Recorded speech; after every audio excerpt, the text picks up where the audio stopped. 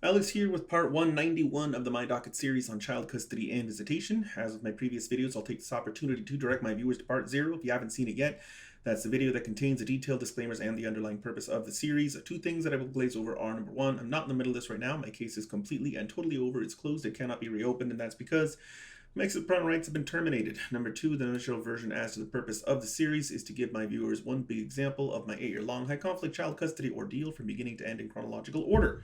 We go into the debtor's exam that was actually granted, and this should be, if I remember correctly, in CV 13-01019. The other debtor's exam was denied and resulted in award of attorney fees, which is currently on appeal, which will eventually reverse. But while that case is going, I had a motion for debtor's exam pending in the other case after I got a cost award from the Supreme Court after they reversed the decision of the first judge for denying my request for costs. So a whole lot's going on all over the place. We have motions in CV 13-019. We have an appeal pending in the Supreme Court. We have motions, 3 different motions pending in the FV08 case, and we have another motion pending in the FV16 case, which is the child support enforcement case. So if you wanted to really learn the principles of attack, watch my video on the topic. It's titled Attack, Attack, Attack. I explain my logic in why I do this and why I don't wait until all things are resolved before filing something else.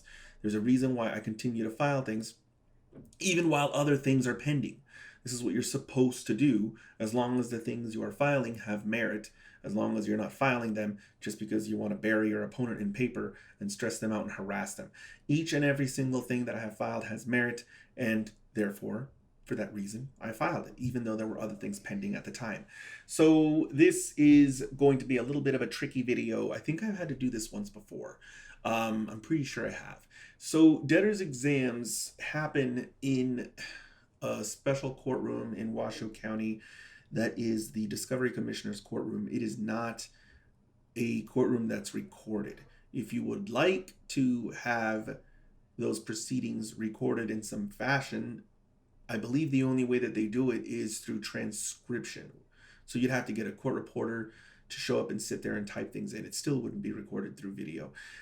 So all I can really do is explain what I can remember from that hearing. I don't remember much because it was a very short hearing. I remember appearing by telephone. I remember just introducing myself to the court.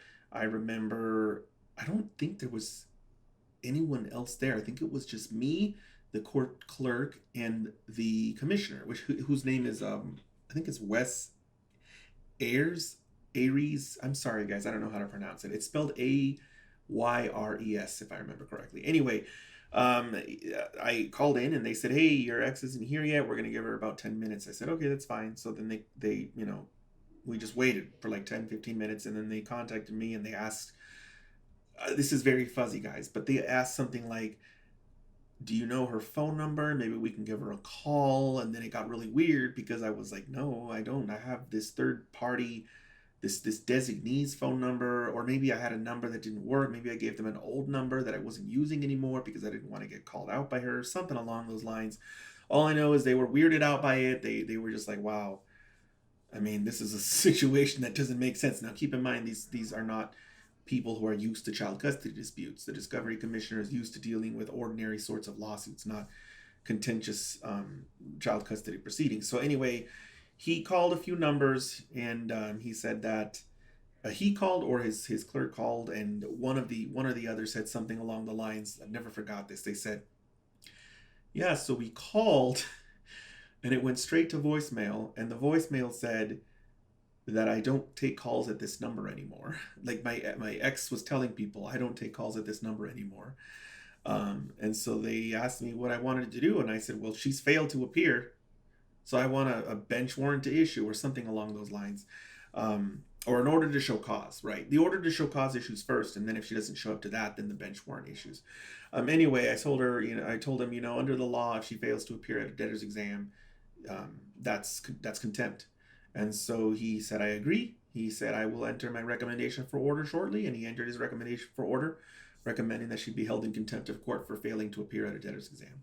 I think at this point in time, the only thing, well, I want to mention, guys, my mindset wasn't you would think it would be worse, but I remember being kind of ambivalent towards it all. I remember thinking her attorney's withdrawing. I remember thinking she's not filing any more oppositions to things. I remember thinking, I feel like she's probably just going to leave. I remember also mentioning to them, they asked me if they thought it was strange for her not to show up, and I said, actually, yeah. I told them she'd never not shown at a hearing before. This was her first no-show ever. There would be more to come, but this was the first of several to come. So I told them that this was weird, this is unusual, she doesn't usually skip hearings. Anyway, guys, I think that, I was ambivalent. I felt like it didn't matter so much. I was going to, continue to follow it through, but I had so many other things that were going on, all of which I thought were equally important. The termination of parental rights I thought was important. There was the adoption that I had filed.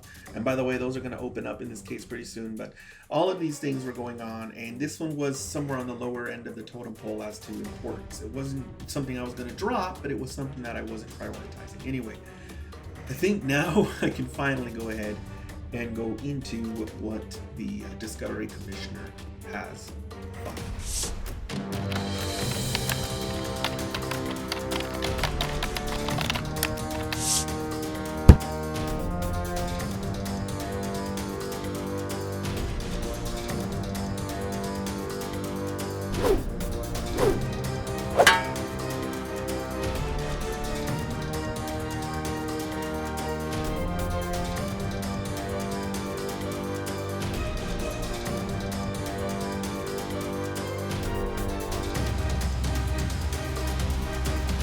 Here we have the recommendation for order.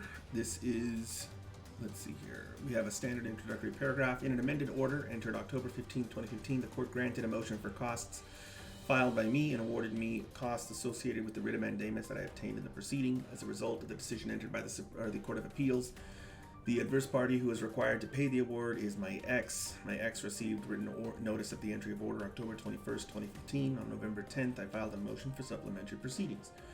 I seek an order allowing me to conduct telephonic examination of my ex before the court's Discovery Commissioner to determine whether she has income or assets that could be applied towards satisfaction of the award of costs entered against her. If you want to learn more about how this works, guys, take a look at my video on the topic execution and asset seizure. I'm asking for them to direct my ex to produce statements for all joint and sole bank accounts from the past 90 days, paycheck stubs for any employment in the past 90 days, income tax return from 2014, copies of titles of vehicles, real estate owned by her, etc. Failure of an opposing party to serve and file a written opposition to a motion may be construed as an admission that the motion is meritorious. So they're basically using against her failure to file an opposition. She filed no opposition. They're going to assume that the statements that I've set forth in my motion are true and correct, and that the relief that I am requesting is proper. Accordingly, the motion is granted. It is therefore ordered that my ex appear in courtroom B of the 2nd Judicial District Court so that she can be examined.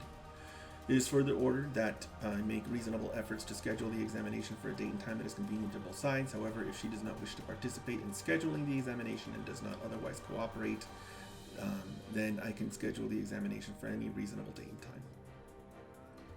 It is further ordered that my ex produce to me no later than 7 days prior to the examination all of that stuff that I was requesting, bank statements, all that stuff. Certificate of service. This is under Rule 5, indicating that my ex and I were both served by the Discovery Commissioner. Here we have a confirming order. On January 7th, the Discovery Commissioner served a recommendation for order in this action. None of us have filed an objection regarding that recommendation. Therefore, the District Court Judge is confirming, adopting, and approving that recommendation for order. So at this point in time, the recommendation for order has become an enforceable court order. If you want to learn more about how this works, please watch my video on the topic Hearing Masters. Certificate of service indicating this order was mailed to both myself and my ex. Order for judgment debtor's examination. By the way, guys, it looks like I didn't file a notice of entry of order. I should have done that. If you want to know why I should have done that, please watch my video on the topic notice of entry of order. Anyway, Order for judgment debtor's examination and compelling the production of documents. On January 7th, the Discovery Commissioner entered a recommendation for order, and on January 20th, the court entered its confirming order, consistent with the aforementioned recommendation and order. I contacted the Discovery Commissioner and a telephonic setting was attempted, though I appeared and was prepared to set the examination. Attempts to establish communication with my ex were unsuccessful, and her answering machine indicated she was not accepting calls, so I was right about that. I remembered it correctly. The court notes that the district attorney has instituted enforcement proceedings against her in another case. This is the FV16 case. My ex has been ordered to appear and show cause before that court, March 9th, 2016. An order requiring my ex to appear for an examination in this matter on the same date will minimize inconvenience for both sides. Therefore, it is ordered that my ex personally appear before the court's Discovery Commissioner on March 9th at 1:30 p.m. And let's see, she's placed on notice that a failure to appear will result in contempt of court. It is further ordered that my ex produce statements, so all that tax stuff, bank accounts, 90 days for her to produce everything. It is further ordered that I, a self-represented litigant who resides in Henderson, can appear telephonically to examine my ex. Cool. We have a certificate of electronic service indicating that this document was sent to myself, my ex, and the Attorney General's office. Well, this is their attorney, which is a secretary. Wait, hold on. No, it was sent to the Attorney General's office. They are the attorney for the Secretary of State. They're not going to do anything. They're not required to show up or anything. Next document. Notice of intent to appear by audiovisual transmission equipment. And this is a notice here that is just indicating my intent to appear telephonically or by audiovisual communication. If you want to learn the difference between the two, guys, I think I have a video on this topic. I think I call it telephonic appearances or audio video communication or something like that. If you scroll through my channel, you should find something along those lines, and I explain how this works.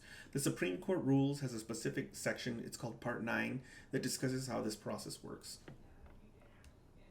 Rule 5 Certificate of Service indicating this document was mailed to both my ex and the Attorney General. So I filed a motion for debtor's examination, and the district court has granted that motion. Going into the aftermath, I filed, it looks like, only one document. It was a free filing, so I incurred $0 in costs. My ex didn't file anything, so she incurred $0 in costs. I didn't have an attorney, so I incurred $0 in attorney fees. My ex didn't have an attorney in this specific case, so she incurred $0 in attorney fees as well. As my previous videos, if you have any questions, feel free to post them down in the comments below, and I will see you guys next time.